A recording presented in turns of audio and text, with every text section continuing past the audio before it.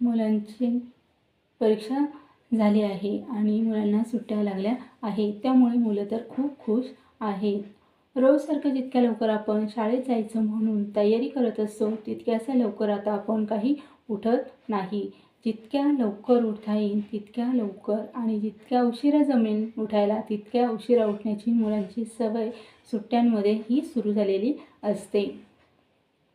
खरं तर शाळा सुरू असताना बऱ्याच गोष्टी ह्या अगदी व्यवस्थितरित्या चाललेल्या असतात.